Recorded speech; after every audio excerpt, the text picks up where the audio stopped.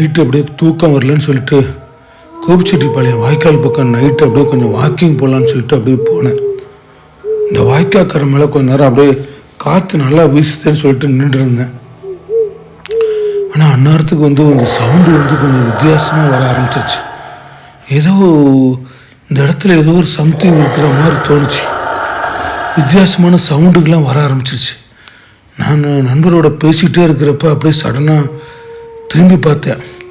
ஏதோ சவுண்டு கேட்டு திரும்பி பார்க்குறப்ப பார்த்தா அங்கே சடனாக ஏதோ ஒரு மறைஞ்ச மாதிரி தெரிஞ்சுது. சரி, திருப்பி கொஞ்ச நேரம் அவர்கிட்ட பேசிக்கிட்டு சடனாக திரும்பி பார்க்குறப்ப ஏதோ ஒன்று டக்குன்னு கண்ணில் பட்டு அப்படியே மறையிற மாதிரி இருந்துச்சு. அப்படியே லேசாக பயம் தொத்திக்க ஆரம்பிச்சிருச்சு. சரி, இந்த இடத்துல இருக்க வேண்டாம்னு சொல்லிட்டு இன்னும் கொஞ்சம் முன்னாடி அப்படியே நடந்து போயிட்டு ஒரு பக்கம் உட்காந்து பேசலான்னு சொல்லிட்டு கொஞ்ச நேரம் அங்கே தின்ன மாதிரி கட்டியிருந்தாங்க. அங்கே உட்காந்து அப்படியே பேசிகிட்டு இருந்தோம். இப்படி பேசிகிட்டு இருக்கப்ப சடனாக லேசாக பின்னாடி ஏதோ சவுண்டு வித்தியாசமாக ஆரம்பிச்சிச்சு. திரும்பி பார்க்குறப்ப ஒன்றுமே சைலண்ட் ஆயிடுச்சு. அப்புறம் பார்த்தா லேசாக சவுண்டு வர ஆரம்பிச்சிச்சு. டக்குன்னு பார்க்குறப்ப சட்டனாக ஒரு வெள்ளையாக முகத்தில் அப்படியே ஒரு உருவம் மாதிரி அப்படியே தெரிஞ்சுது. டக்குன்னு விழுந்தடிச்சு எந்திரிச்சு அப்படியே அந்த வாய்க்காக்கரை மேலே அப்படியே ஓடணும்.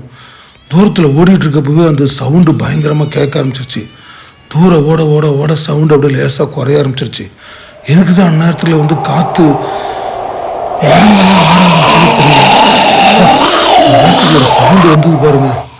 வா, அதை கேட்டுட்டு அங்கேருந்து அவரை பிடிச்சிக்கிட்டு அப்படியே ஓடிட்டு ஒரு வழியாக மெயின் ரோடு சேர்ந்துட்டோம்.